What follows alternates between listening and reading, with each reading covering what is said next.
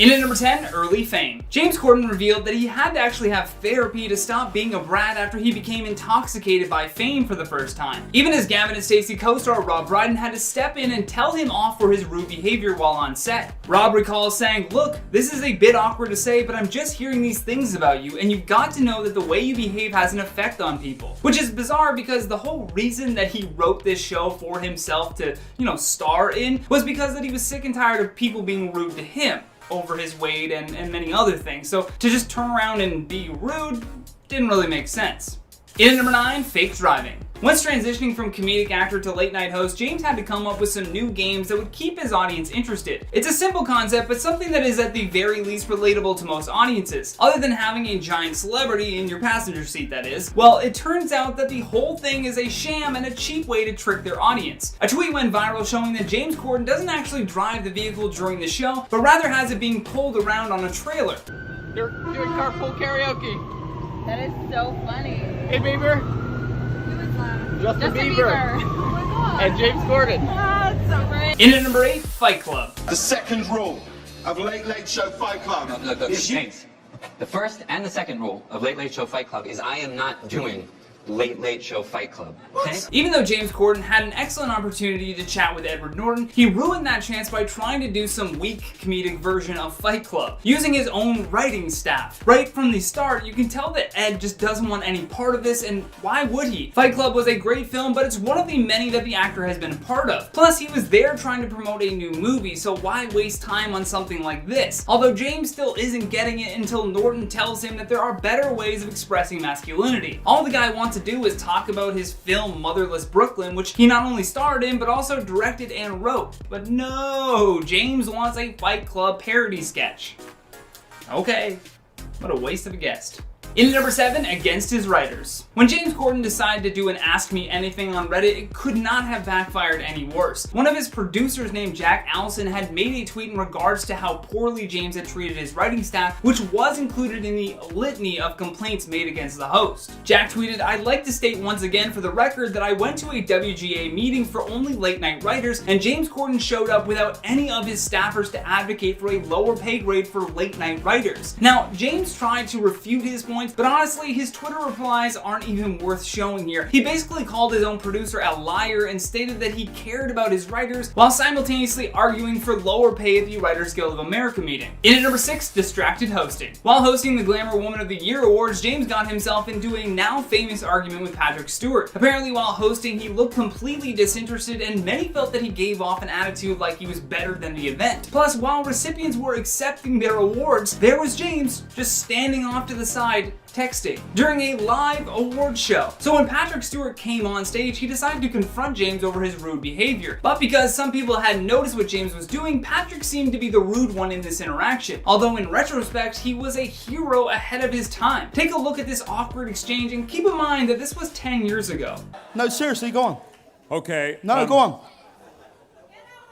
You can see my belly, and we can all see you dying right now. Let's go for it. Here we go.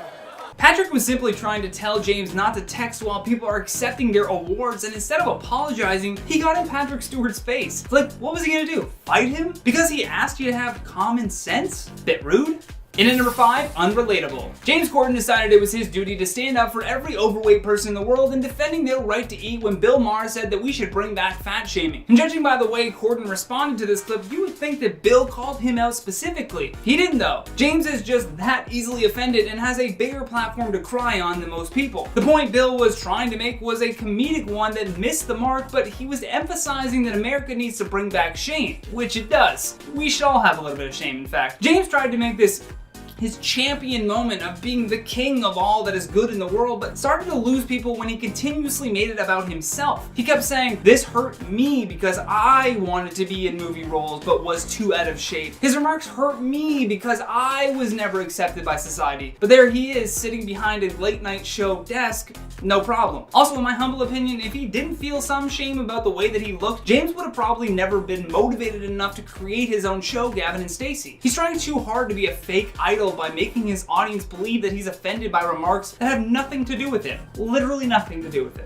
In at number 4, joked about assault. Right around the time that people like Rose McGowan and other accusers started stepping up and calling out Harvey Weinstein for his egregious behavior, James thought it would be fun to joke about it. Due to James Corden being a comedic actor and not a stand-up comedian, his jokes had absolutely no legs or timing. As a result, the audiences mostly groaned uncomfortably about the extremely graphic and too soon material that was clearly not well suited for a charity event. After the immense backlash, James tweeted, "To be clear, sexual assault is no laughing matter. I was not trying to make light of Harvey's inexcusable behavior, but to shame him, the abuser, not his victims. I am truly sorry for anyone offended. That was never my intention." Oh, so now shaming is okay, just as long as it's not happening to you. Another Italian actor named Asia Argento, who alleges that Weinstein sexually assaulted her when she was 21, tweeted a video of Corden's joke and added the caption, "Shame on this pig and everyone who grunted with him." I'm sorry if I mispronounced your last name. In number 3, political harassment. While filming a segment on his show called Spill Your Guts, James was asked a very specific question about what happened when he saw Ivanka Trump at a wedding. James admitted that he was very drunk and continuously harassed the president's daughter at the wedding. He repeatedly told her that she needs to do something, which isn't exactly the place nor the time. Plus,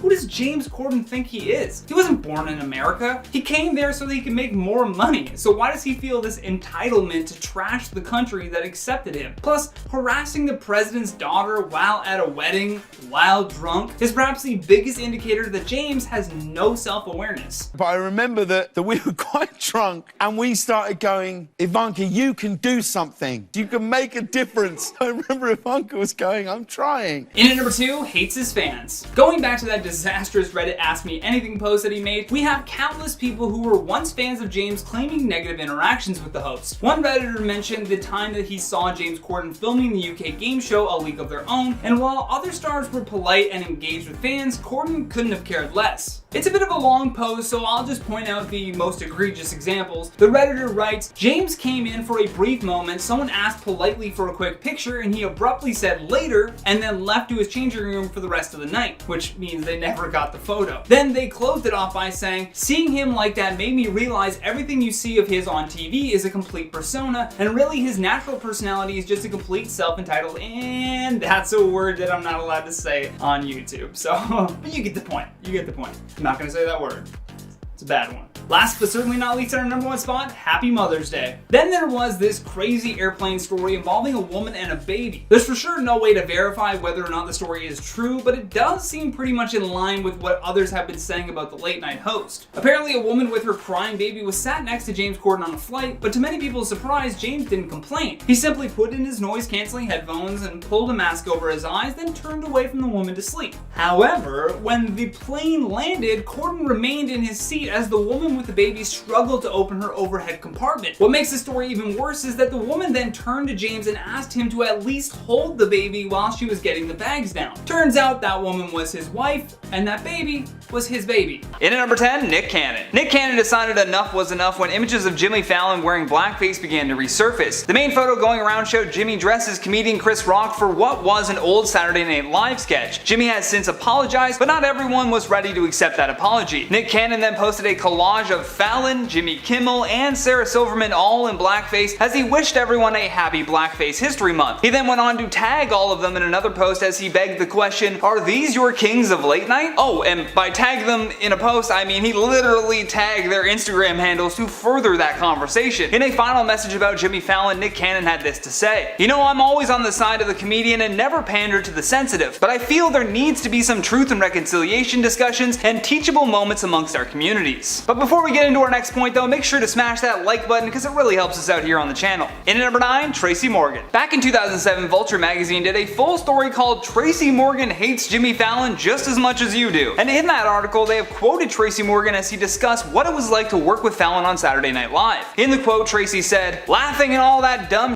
shit he used to do, he wouldn't mess with me because I didn't fucking play that shit. That's taking all the attention off of everybody else and putting it on you. Like, oh, look at me, I'm the cute one. I told him not to do that in my sketches, so he never did." Some people may have viewed Jimmy's laughter as a sign of nervousness, or perhaps he thought the sketch was just so funny that he couldn't keep a straight face. However, with this direct quote from someone who worked alongside him, it's become clear that the laughter is more for attention than anything else. I mean, we can't fault him for wanting more attention on a show that is widely known to be super competitive within their own ranks. The stories about Saturday Night Live cast members backstabbing each other to get their sketches on air is endless. And it turns out Tracy Morgan wasn't about to have Jimmy steal any of his spotlight. In at number 8, Shawn Mendes. So far, singer Shawn Mendes has had 2 appearances on The Tonight Show with Jimmy Fallon, and we're not sure why. Nothing against Shawn, but that first appearance was very awkward. Shawn first appeared on the show back in 2016 and came on to help Jimmy with singing songs on the spot. Unfortunately for Shawn, Jimmy gave him a late cue to start singing, which made Mendes look extremely unprofessional and completely out of his element. Even though that wasn't the reality, it certainly came off that way. In at number 7, Banks. How excited would you be if you were a musician and then suddenly you heard your song being played on a late night talk show? Sounds like a dream come true, right? Well, for the South Sudanese born rapper named Banks, it was his biggest nightmare. Banks became well known, especially in Australia, for his viral hits such as Take You to the Movies and Meet Me on Facebook. However, it was his song Take You to the Movies that received a rather unflattering review from one Jimmy Fallon. In a segment called Do Not Play, Fallon ridiculed Banks for the song and even mocked his performance by mimicking him. In response to this, Jimmy made a new enemy in Australia, and Banks put out a Jimmy Fallon diss track called Do Not Watch. In at number 6, Don Rickles. Comedian Don Rickles was an absolute legend, famous for being able to humiliate an entire room of people just by himself. Doesn't sound that impressive, but writing good roast jokes can be very difficult, and this man was able to think of them on the spot and deliver it with ease. This moment he has with Jimmy Fallon can be very telling though, as Don Rickles showers Jimmy with compliments before arriving at the conclusion that he has never liked the late night host. Rickles has been appearing on The Tonight Show since Fallon was in diapers, so the moment that he was on the show, he took complete control and warned us that Fallon carrying on the show may have been a bad idea. He said he was great at impressions, but then mocked the size of the audience, and this was pre-COVID. He also mentioned that Jimmy should enjoy the show while he has it because it's probably not gonna last. In at number 5, Ricky Gervais. Comedian Ricky Gervais has never been one to conceal his true thoughts about someone, and this has become made expressly clear when he hosted the Golden Globes. In his opening monologue, he tore into nearly every massive celebrity in attendance. Even after all of the backlash that he received, he was still welcomed as a guest on The Tonight Show. Although as soon as Ricky sat down, he began to argue with Jimmy over comments regarding his appearance. Ricky Gervais then goes into a 4.5-minute rant about everything wrong with what Jimmy just said. It just gets so heated that Jimmy even turns to his production team for help after Ricky swears live on air. In at number 4, Samantha Bee. Samantha Bee is a comedian and political commentator that used her show called Full Frontal with Samantha Bee to further discuss her opinions and views on the world. So when Jimmy had on President Donald Trump, it came to no surprise that Samantha Bee was going to have some strongly worded opinions. When Jimmy had Trump on his show, he created one of the most memorable and perhaps controversial moments in late night history. With the president sitting beside the desk, he leaned over and ruffled his hair. This was highly criticized by many other late night hosts as being too jovial. Samantha's issue with this interview conducted by Fallon was that it should have never even happened. In at number 3, Horatio Sanz. It's no question that being a celebrity or being in the Hollywood spotlight definitely comes with a lot of pressure. Many people eventually succumb to some type of addiction issue as a way to cope with this. Horatio, who worked with Fallon back in the day on Saturday Night Live, slipped up during an interview with Vulture magazine. Because the pair had worked together for many years, they grew to become pretty close friends. Although Horatio admitted that every person who worked on SNL had some kind of illegal substance addiction or drinking problem. He continued by saying that comedians on the show would often find themselves needing to blow off steam, and it wasn't long before people started connecting the dots between that statement and Jimmy Fallon. It had been long rumored that Jimmy may have had a drinking problem as well, but the network, both for SNL and The Tonight Show, did their very best to perfect his image. This also makes a previous story about Fallon getting into a bar fight make a lot more sense. Horatio continued to talk about past alleged fights, including one where Jimmy supposedly poured a drink into someone's hat. Horatio claims that when the guy tried to confront Jimmy Fallon, he reportedly ended up on the floor. In at number 2, Roger Waters. For those of you who don't know, Roger Waters along with musician Syd Barrett are the founding members of the legendary rock band called Pink Floyd. The pair played together for many years before Syd eventually left the band. Although his diagnosis was never made official, many speculated that Syd Barrett could have been suffering from schizophrenia. In addition to his mental illness going unchecked, he was also experimenting heavily with psychedelics, which certainly impacted the music that Pink Floyd had created. However, Syd's brain chemistry did not bode well with mixing these drugs with his already distraught state of mind. When discussing this on The Tonight Show, you can visibly see Roger begin to get uncomfortable. You can tell that even this long after Syd's passing, it never gets easier for him to talk about. Now, the part where he inadvertently warns us about Jimmy Fallon is how Jimmy responds to this emotion. Instead of matching his energy and being more gentle with the conversation, Jimmy catapults himself out of the uncomfortable zone and immediately begins to try and crack jokes, which lands us at this awkward departure. Yeah, absolutely. Well, I can't wait to see you, and I'll be at every show screaming. I'll be waving at you, and you'll be ignoring me. But anyways. Last but certainly not least, on our number 1 spot, John Oliver. Many late night hosts have learned over the years that they are not really competition, but rather colleagues working in a similar field. This, however, does not mean that they are beyond criticizing the others' interviewing techniques. John Oliver, for example, hosts his own show called Last Week Tonight, Night that has grown to become a big success in its own right. Even though John has his own show, he did appear as a guest on The Tonight Show with Jimmy Fallon. However, things got off to a very awkward start. After Jimmy remarked at his love for the name of John's show, John Oliver thought that his comment was weak, pun intended maybe, but the worst part was that it did not get better from here. Oliver outright said that this strange, out-of-nowhere compliment comes as a result of Jimmy Fallon's awful interviewing skills. Kicking off our countdown at number 10 is Mariah Carey. The two ladies have had a friendship for many years, but there was a moment in their friendship where Ellen's humor proved to go too far. The big debate with comedians is, are their jokes funny or are they actually mean? Mariah believes that this one was a bit mean, but she did handle it well despite the fact. What happened was she went on Ellen's show to do an interview, and Ellen brought up the rumors that were going around at the time that Mariah might be pregnant. Right away, Mariah says, "Let's not talk about that." But then Ellen takes out 2 glasses of champagne and tries to force her to drink it to prove that she's not pregnant. Mariah is hesitant, and it might be because she was in her early stages of pregnancy at the time, and oftentimes females don't want to reveal it because in the first trimester, miscarriages are common. Sadly, Mariah did have a miscarriage and revealed the news later down the road. I personally watched this video and I did not find it funny. I feel like forcing someone to drink alcohol to prove if they're pregnant or not, like, I get the joke, but probably not a good one, Ellen. Up next, number 9 is Dakota Johnson. Back in 2019, the actress sparked a fire on the internet after she went on the Ellen show for an interview. The two of them have had this ongoing debate on whether or not Ellen has been invited to Dakota's birthday parties. In 2018, Dakota admits that she didn't invite Ellen because she didn't know that she would want to be invited. So she invited Ellen in 2019, but Ellen didn't show up and gave no explanation. But when Dakota went on her show, Ellen called her out and said that she didn't invite her to her birthday party again. The tension was super awkward to watch, I'm not gonna lie. And Dakota says, "Actually, no, that's not the truth, Ellen. Ask everybody. Ask Jonathan, your producer." Ellen's producer live ends up confirming that she was invited and didn't go. You can tell that Dakota was not taking Ellen's this time and was making sure that everyone knew that she was invited. Not sure why Ellen was trying to make it look like she wasn't, but the whole thing was super, super awkward. Like, I wish they could have just removed that whole part from the interview. Swiping the number 8 spot is Mark Ruffalo. You're probably wondering what the hell kind of beef he has with Ellen.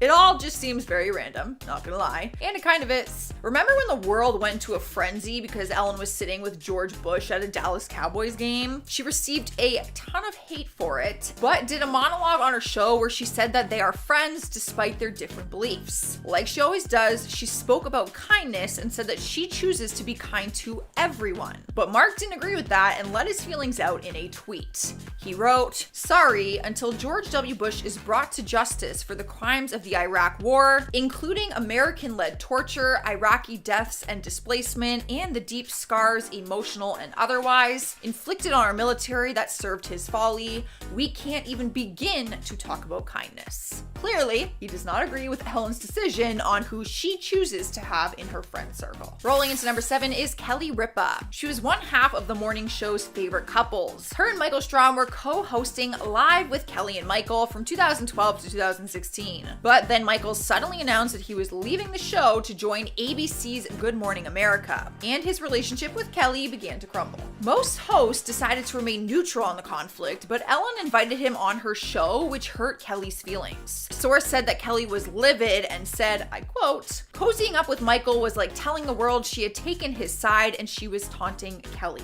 People had different opinions on the situation though. Some believe that Ellen's decision wasn't intentional, while others thought that she knew what kind of outcome would come from it. Moving on to number 6 is Kathy Griffin. Alright, so they've had drama for a while now apparently. It's been an ongoing feud and it all comes down to whose side of the story you will believe. In 2016, she published a tell-all book called Kathy Griffin's Celebrity Run-Ins, My A to Z Index. In the book, she dished out dirt on about more than 100 celebrities, and Ellen was one of them. She wrote, "I'm almost positive a certain beloved daytime talk show host once had me kicked out of a backstage dressing room at the Emmy Awards. I can't prove it, but this person, who has short blonde hair, has a mean streak that all of Hollywood knows about." But Ellen denies the story and says that Kathy is the mean one. Rumors were claiming that Ellen banned her from her show, but Ellen spoke about it during the interview and said, "I didn't ban her from the show, because first you have to be on the show to be banned." Shots fired. Ellen is sassy. Halfway into our list, number 5 is Caitlyn Jenner. Back in 2015, Caitlyn went on Ellen's show and made a shocking confession, or so it seemed. During her interview, Ellen asked her what her stance was on same-sex marriage, and she said that there was a time that she did not support it. Ellen fired back at her immediately and made it seem like she wasn't supportive of the LGBTQ community. And then, after the interview, Ellen took shots at Caitlyn while talking on the Howard Stern show. She said she was unfairly passing judgment about gay people and marriage. But it turns out that that wasn't the case, and Caitlyn was not happy that she was trying to paint her in that light. Caitlyn opened up about the full story and said that she had actually talked to Ellen on the phone prior to taping the interview and convinced her to discuss her shifting stance on marriage equality. But then Ellen kind of flipped the switch on her during the interview and made it sound like she was against it. That all does seem pretty sketchy. And at number 4 is Joan Rivers. The icon has passed away and is not able to speak on her side of the story anymore, but Kathy Griffin chose to tell it, which is also one of the reasons that her and Ellen still aren't very friendly with each other. Kathy opened up to Variety and said, "One of the things that really hurt Joan, and we talked about it at our last meal together, was that Ellen always shunned her and Ellen thought she was vulgar and not funny." Apparently, despite all of their drama, Kathy still reached out to Ellen to check if she was going to do a tribute for Joan after she died in 2014,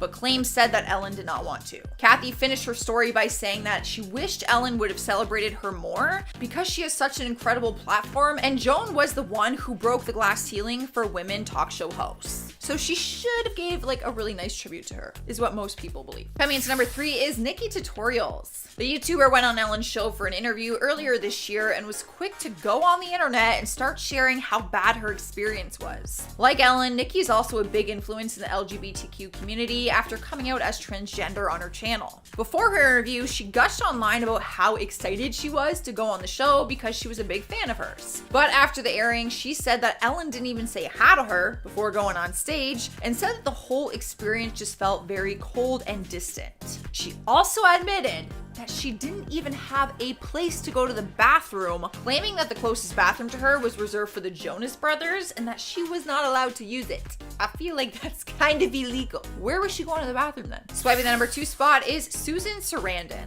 She too did not agree with Ellen's speech about being friends with George W. Bush. When Ellen spoke about the controversy on her show, she said, "I have friends who don't think the same things that I do. When I say be kind to one another, I don't mean only the people who think the same way you do.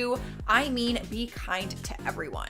Susan tweeted a response and posted a quote from Out magazine saying, "But missing the point entirely, DeGeneres framed the issues as simply a matter of her hanging out with someone with different opinions, not a man repeatedly accused of being a war criminal." Clearly, I just think that everyone's gonna have their own opinion on that situation. If Ellen can pick and choose if she's friends with George Bush or if she's not. Yeah, I feel like that everyone's gonna have a different opinion on that. And I'm gonna keep mine to myself. In the number 1 spot is Kevin T. Porter. You know things are bad when a comedian offers donations online in exchange for stories about Ellen being one of the meanest people alive. His words, not mine. That is right. Kevin tweeted out that he would donate to Los Angeles Regional Food Bank if people would share a story when Ellen was mean to them. He quickly got over 2,000 replies with people sharing stories of her being rude. He was wanting to show everyone that Ellen is not what she appears to be and thought if people could see all of these stories at once, it would help shed some light on that. He was exchanging $2 for every story, but then it got hard to tell which stories were real or not, so he just donated $600 and then attached the screenshot of his receipt. So he actually did donate the money. However, I feel like you are going above and beyond to try and expose someone for being mean. And isn't that kind of mean? Firstly, we got Black China. Wendy Williams loves talking about the Kardashians, so when Rob Kardashian started seeing Black China, Wendy did not hold her tongue on what she thought China's true intentions for the relationship were.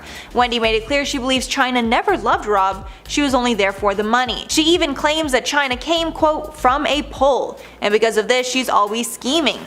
even including her mother Tokyo Toni in the conversation, claiming that Toni raised China to be that way. Wendy said, quote, "It's very fun to watch she and her mom Tokyo Toni come up off the backs of people who don't see through their ruse. But China did not take this lying down and clapped back on Instagram. China wrote, quote, Wendy, Wendy, Wendy, you lost your mother effing mind. How dare you speak on me, my fiance, and my mom like you were at the Christmas table with us. I find it so funny how you love to talk about Rob and his insecurities, like at one point in time you weren't a fat 400-pound person on the radio." Next up, Will Smith. Will Smith is considered an unproblematic king because he rarely gets into scandals or causes drama with other people, but he just couldn't hold his tongue on his disdain for Wendy Williams, and he decided to rap about her in one of his songs to try and get through to her. On the track, Mr. Nice Guy, Will Smith rapped, quote, "Wendy Williams, you don't know me. I'm not your punching bag. You gonna blow me up, girl, you better leave me alone before I buy your radio station and send you home." And Will is not the only musician who has called out Wendy in their music. Mariah Carey, Tupac, and Jay-Z have all made negative comments about Wendy in their songs. When Wendy was asked how it felt to have so many negative words about her in music, she responded, quote, "Without those song mentions, I might not be on TV right now. There's a large segment who may have never heard about me on the radio, but they heard Tupac tell me I needed to go to Jenny Craig, or Mariah Carey tell me that I'm up in her business, so I love them for that." Clearly, Wendy believes all press is good press. Next up, Jennifer Lawrence. After nude photos of Jennifer Lawrence were leaked to the public, Wendy discussed them on her show. At the time, Jennifer herself commented on the leak, saying that anyone who looked at the photos was committing an assault on her because they were only meant for her boyfriend at the time's eyes. Adding, quote, "It's my body, and it should be my choice, and the fact that it's not my choice is absolutely disgusting." Wendy clapped back, admitting that she had looked at the photos, saying, quote, "It's not your choice, it's the cloud, and I've looked several times, so I guess I'm disgusting for looking?" Then Wendy kind of victim shamed, saying that it was Jen's fault for taking the photos in the first place. Wendy added, quote, "Besides, Jen, you don't look bad under your clothes, and I think the hackathon has actually made your career even hotter. Because she was red hot before, but now it's like a heat-seeking missile hot, so hold your head up with pride." Next up, Keke Palmer. Keke Palmer called out Wendy Williams on her own show after Wendy did not support Keke in a feud with Trey Songz. Keke went on the show to promote her memoir, and while there, Wendy asked Keke for updates on her lawsuit against Trey Songz. The conflict between them was that Trey wanted to use footage of Keke in one of his music videos, and she didn't want to do that, and instead of respecting her wishes, he intimidated her and essentially tried to force a cameo in the music video. She actually hid in a closet while she waited for an Uber, and Trey used footage of her in the music video anyway. When asked about the situation, Keke told Wendy, quote, "I don't want to keep browbeating on one situation, but I will say, Wendy, I would have loved to turn on your show and saw you a little more compassionate and less accusatory and ridiculing." Wendy quickly responded that she couldn't do that, and Keke clapped back, quote, "Why, girl? Because the gag is, you weren't even there." Keke continued that people like Wendy should not be promoting men putting women into intimidating situations that they don't want to be in. Next up, Swavey. The most recent thing that Wendy Williams got backlash for was her strange and insensitive comments talking about the murder of a TikTok star named Swavey. Wendy started off the segment saying that she had no idea who he was, and nobody in the audience would probably know either. Then she started talking about his TikTok followers and how he has more followers than her. Then her producer Norman chimed in that Wendy has more followers than him on Instagram, not TikTok. Then, out of nowhere, Wendy explains that the reason they're even talking about him is because he was recently killed. He died at the age of 19, and Wendy described the situation, while adding that nobody is currently in custody, so the case will most likely not be solved. This clip then went viral online, with people calling out Wendy for how strange and insensitive the segment was. Swavey's mother, Chanel Clark, told Philadelphia CBS 3 that she didn't appreciate Williams' commentary. She said, quote, "Like as a mother, Wendy Williams, how dare you? So disrespectful. I used to watch you as a child, and even though you have a gossip show and all that, you didn't even know my son." Next up, Beyonce.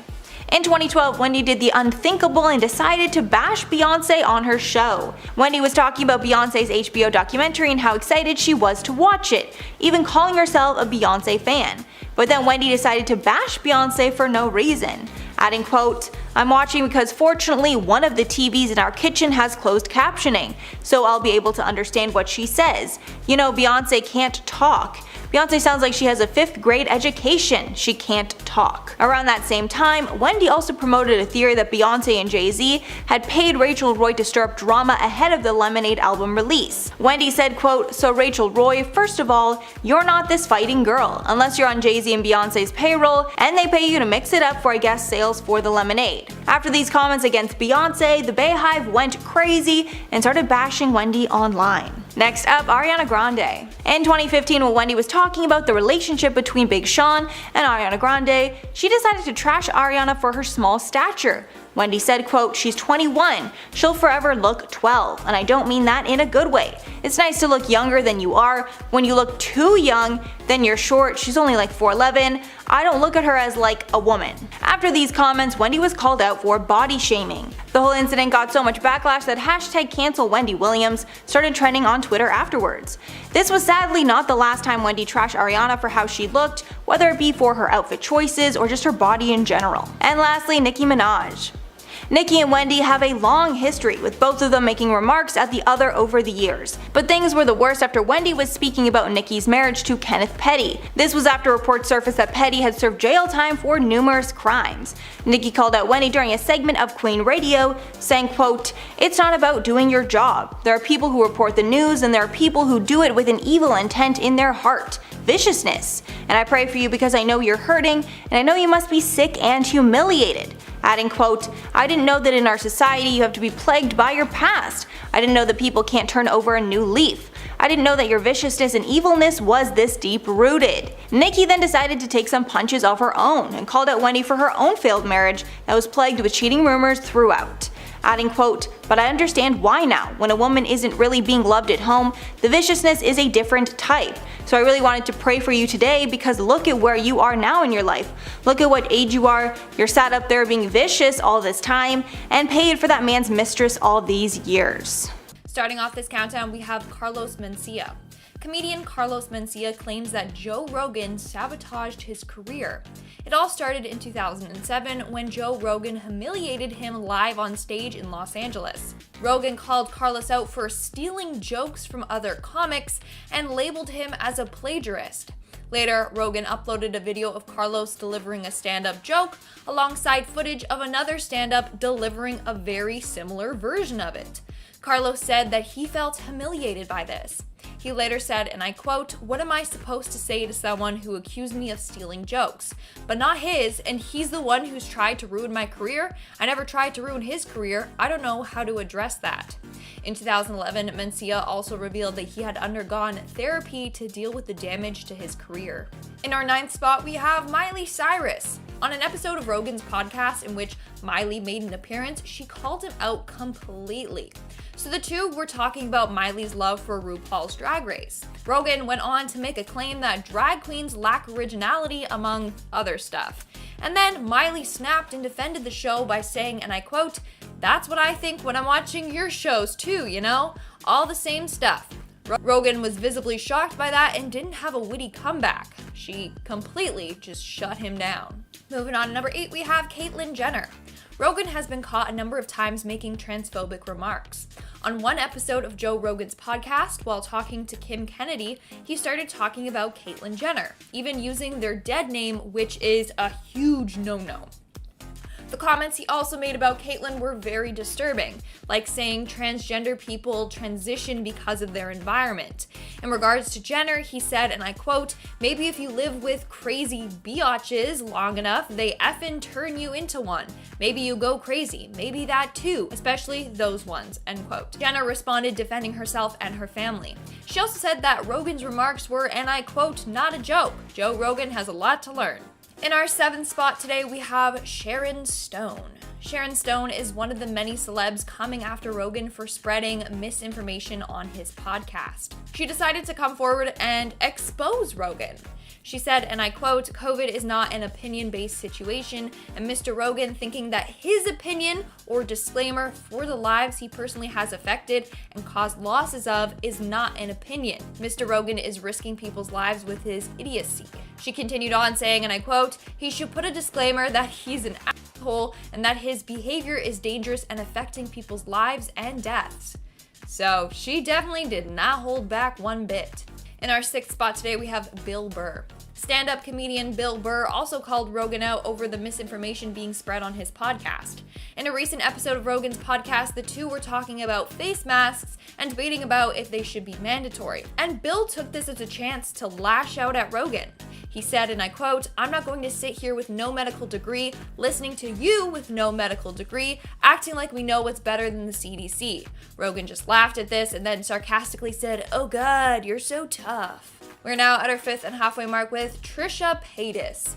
Trisha Paytas is one of many individuals who have accused Rogan of being sexist. It all started in 2021 when one of Rogan's guests, Ali Makovsky, mentioned to Joe on his podcast that she had signed up to Trisha Paytas' OnlyFans account. Joe then looked Trisha up, saw a bikini photo, and then said, "Yeah, you can keep that," in reference to Trisha's body. Of course, Trisha was not gonna let this comment slide. So they posted a video on their channel titled, "Dear Joe Rogan." In the video, they said, and I quote, "Not every woman is here to be pleasure for your eyeballs. Just for future reference for people, attention trolls like myself that aren't me, you don't have to ugh at somebody. Because chances are, even if they are the most beautiful person, maybe they have already ugh at themselves." Moving on, at number 4, we have Chelsea Peretti. Comedian and star of Brooklyn Nine-Nine, Chelsea Peretti is another celebrity to call Joe out for his sexist behavior.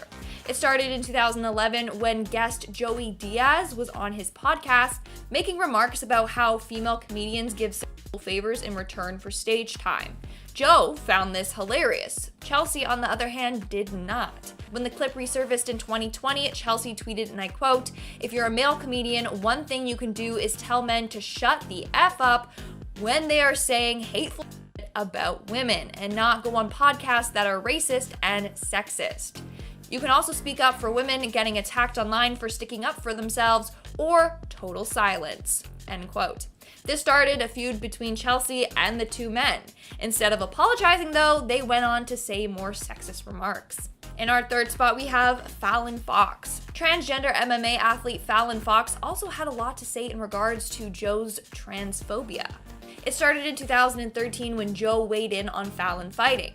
He said, and I quote, "First of all, she's not really a she. She's a transgender post-op person. The operation doesn't shave down your bone density. It doesn't change."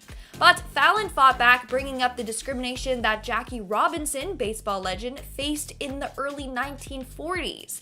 They said, and I quote, "Remember when commentators said Jackie Robinson had an unfair advantage because black people had larger heel bones than white men he was competing with?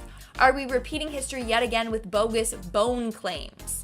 In 2021, the pair got in a feud again when Rogan made a comment that generally dumb people now have an easy way to improve their reputation by changing gender.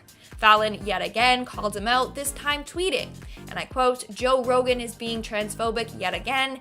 He's had more transphobic episodes than you can shake a stick at. Spotify needs to cancel his show already." In our 2nd spot today, we have Prince Harry. For a member of the royal family to speak up about someone means you know that they messed up big time, or should I say royally messed up. Anyways, Prince Harry is another celeb commenting on Joe Rogan's misinformation. He said, and I quote, "The issue is in today's world with the misinformation endemic, you've got to be careful about what comes out of your mouth when it comes to that, because news doesn't exist in just news anymore."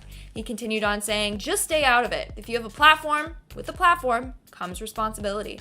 And in our number 1 spot today, we have Sunny Hostin. The View host Sunny Hostin went off on Joe Rogan 2 years ago on live TV.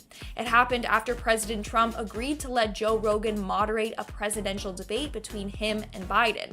And Sunny put her 2 cents worth in as to why she thinks he shouldn't be a moderator. I think given his use of the N-word, given his comparing a black neighborhood to Planet of the Apes, she really gave it to Rogan, listing all the reasons why he would be the worst possible candidate for that role. All of that disqualifies him to be the host of a presidential debate. First up, Meghan McCain. Following Whoopi's controversial comments on the Holocaust, her former co-host on The View, Meghan McCain, decided to share her disappointment with the comments. For a refresher, the women were talking about the book Mouse and how it was banned in school in Tennessee. The book talks about the Second World War and what it was like to be Jewish during that terrifying time. Amid the debate about the book, Whoopi decided to share her opinion and argued that the quote, Holocaust wasn't about race, saying quote, if you're going to do this, now let's be truthful about it because the Holocaust wasn't about race. No, it's not about race. Joy Behar then clapped back, saying that the German leaders discriminated against the Jews because they felt they were a different race. Goldberg countered that it was not about race, rather quote, about man's inhumanity to man. Anna Navarro then chimed in saying it was about white supremacy and going after Jews and gypsies, though Goldberg doubled down and stated that quote, these are two white groups of people, which in her mind meant it was not about race. Following the episode, viewers were outraged at Whoopi's comments and called them dangerous and ignorant because she is completely wrong. Goldberg apologized on the episode the following day and read a statement from a member of the Anti-Defamation League, which stated that attacks on the Jewish people only happened because the Germans deemed them to be an inferior race. McCain decided to share her thoughts on Twitter as the scandal was unfolding, and she condemned Goldberg's remarks. She wrote, quote, I hate commenting on my old employer because I have moved on in every way a person can move on. That being said, I am an activist against anti-Semitism, and it's a big part of my life. The growing threat is real and everywhere. I'm heartbroken about what was said. McCain called the comments bizarre, incoherent, and even dangerous in a column she later wrote for the Daily Mail.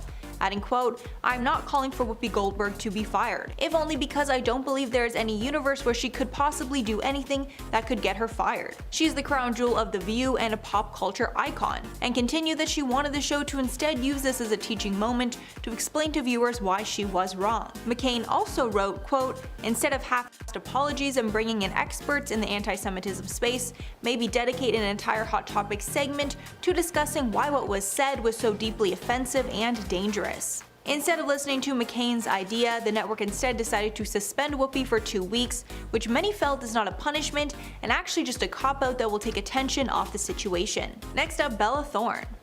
Whoopi Goldberg got in a feud with Bella Thorne of all people because the women of The View decided to talk about Bella Thorne leaking her own intimate photos after hackers threatened to do it without her consent in 2019. Intimate photos of celebrities leaked to the public is becoming a more common occurrence, with hackers able to hack into cell phones easier than ever. But Bella decided to do things differently and took control of the narrative instead of letting the hackers control her. Whoopi not only had a problem with Thorne's decision to publish the photos, she thought they should have never been taken in the first place, saying, quote, if you're famous, I don't care how old you are, you don't take pictures of yourself. Many felt this mindset blamed Bella for her decision rather than blaming the hackers for invading her privacy. Bella responded back on Twitter, writing, quote, Dear Whoopi, I have loved you for so long, but honestly I'm so displeased and saddened by your response to my leak. Blaming girls for taking the photo in the first place is sick and honestly disgusting. Adding, quote, your view on this matter is honestly awful and I hope you change your mindset as you are a show talking to young girls. George Bush. One of the worst moments in Whoopi's career happened after she made an offensive joke about former President Bush that got her blacklisted from the industry. At the Carrie fundraiser at Radio City Music Hall, Whoopi said a joke relating the president's last name to a woman's pubic hair, saying, quote, we should keep Bush where he belongs. Whoopi said this while gesturing to her crotch, quote, and not in the White House. The backlash started almost immediately, and Slim Fast removed her from its ad campaign in the days after.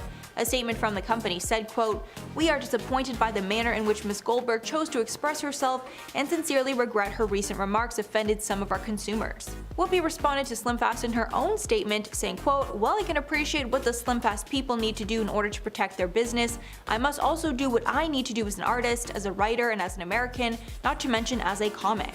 The Democratic National Convention also uninvited Whoopi from its 2004 events. Meanwhile, her acting job stopped coming for several years.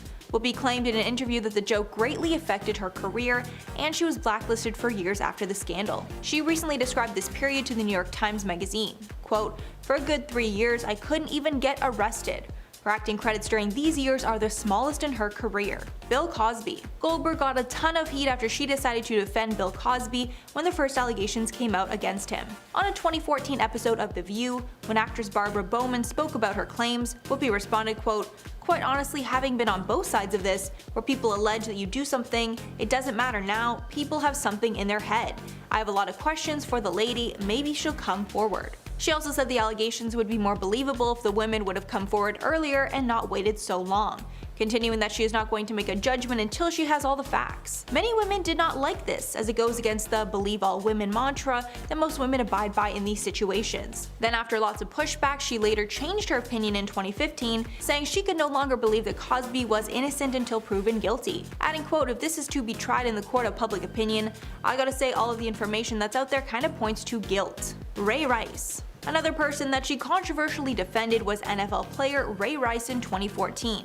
Rice was a topic of discussion on The View after his wife claimed that he hit her. Whoopi decided to defend Rice's actions after she learned that his wife hit Rice first. Whoopi said, quote, "If you make the choice as a woman who is 4'3" and you decide to hit a guy who is 6 foot tall and you're the last thing he wants to deal with that day and he hits you back, you cannot be surprised." Adding, quote, "I know I'm going to catch a lot of hell, but I don't care.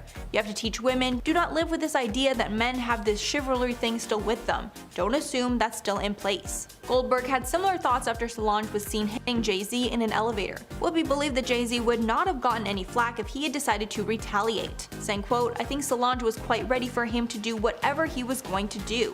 This is the thing, if anybody hits you, you have the right. I know that many people are raised in a different way, but if a woman hits you, to me, you have the right to hit her back." Goldberg added that if I slap a man, he has every right to slap me back. Of course, these statements were widely condemned, with many believing that a man should never put hands on a woman, regardless of the circumstances. And finally, Whoopi herself. Now that Whoopi is in a scandal dealing with anti-Semitism, people have been looking into her past and many are concerned about the origins of her stage name.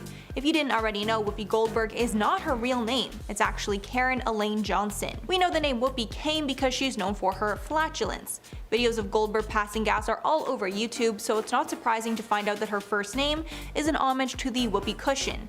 When speaking about her name, she told NBC News that she was lucky she had gotten the name Whoopi versus Stinky, since she's known for the sound and not the smell. However, the second part of her stage name is where the controversy starts. Whoopi chose the last name Goldberg because she wanted to sound more Jewish. Her and her mother believed that having a Jewish last name would help her to get roles, which gives into the dangerous stereotypes that Jewish people control the media, which is far from the truth and is the cause of a lot of anti-Jewish rhetoric. During an interview with Vulture, Whoopi said, quote, "So you have people who say, well, why is your name Whoopi Goldberg? You just want to be a white woman? It's like, no, I've been black the whole time." Goldberg has said that she has some Jewish ancestry and that she took her surname from a faraway relative. However, she did admit that her mother preferred the name Goldberg to Johnson when she wanted to get into Hollywood. Goldberg's mother reportedly thought her middle name Johnson wasn't, quote, Jewish enough for her to succeed in Hollywood.